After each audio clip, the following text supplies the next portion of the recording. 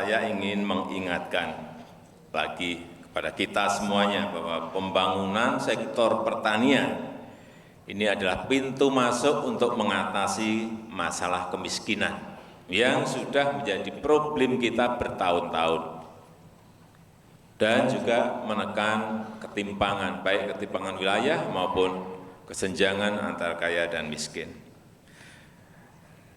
Artinya apa? Artinya kita tidak bisa lagi melihat bahwa pembangunan pertanian ini dengan sebelah mata. Sektor pertanian harus dikembangkan menjadi alat rakyat untuk mencapai kesejahteraan bersama. Yang kedua yang saya sampaikan kepada Mentan, kepada Menteri Desa, kepada Menteri PU, urusi itu yang namanya air. Baik yang berkaitan dengan irigasinya, dengan waduknya, urus itu.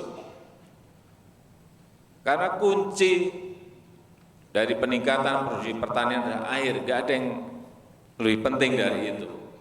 Jadi urusi irigasi, baik primer, sekunder, tersier,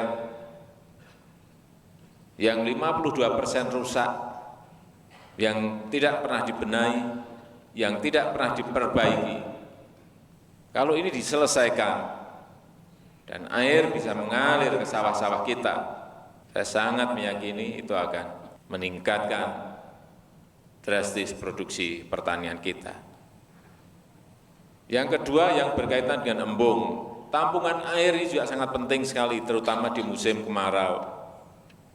Kita memiliki, dianugerahi air yang melimpah tetapi tidak dikelola, tidak dimanage dengan baik. Embung tadi dilaporkan baru kira-kira 3.000-an, 3.000, 4.000 yang sekarang ada. Tahun ini kita perkirakan target nanti duet antara, bukan duet, trio, antara Menteri Pertanian, Menteri Desa, Menteri PU, target kita di atas 30.000 embung harus terbangun pada tahun ini. Baik yang kecil, yang sedang, maupun yang agak besar. Kuncinya memang ada di situ. Jangan kita ini menanam campur-campur, sehingga kita tidak fokus. Kalau misalnya di NTB, khususnya di Kabupaten Dompu misalnya, jagung ya sudah konsentrasi di jagung. Jangan diberi tugas yang lain, dibebani dengan produk yang lain. Jagung sudah konsentrasi jagung, tapi beri target yang jelas.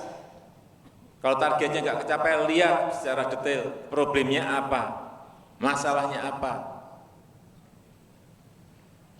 Kalau bawang misalnya, tadi yang disolok, udah bawang saja. Jangan masuk ke produk-produk yang lain. Saya minta agar infrastruktur pemasaran itu betul-betul dilihat secara detail.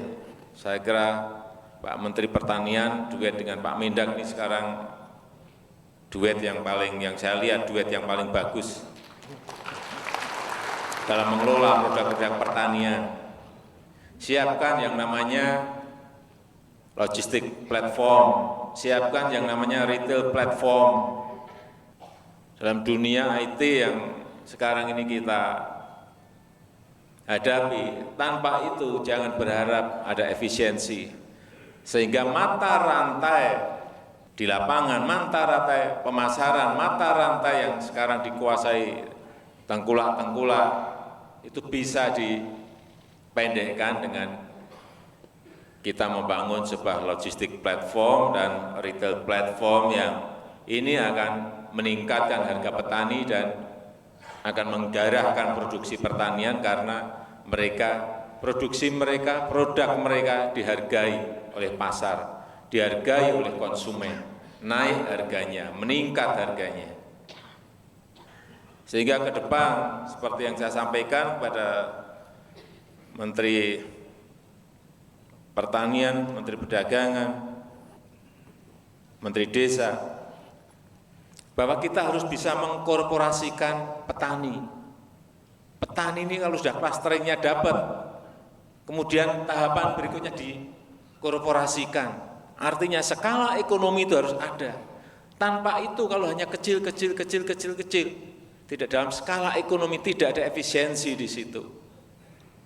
Mengkorporasikan petani, mengkorporasikan BUMDes-nya dalam sebuah skala yang besar, baru akan muncul sebuah efisiensi. Tanpa itu jangan berharap pertanian kita akan meloncat, akan melompat, akan meningkat produksinya.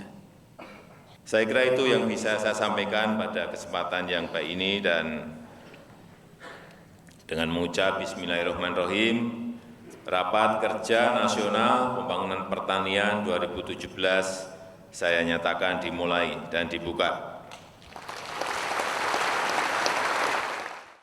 Mohon mendampingi Presiden Republik Indonesia untuk pemukulan gong Menteri Pertanian Bapak Amran Sulaiman, Menteri Perdagangan Bapak Enggar Tiasto Lukita.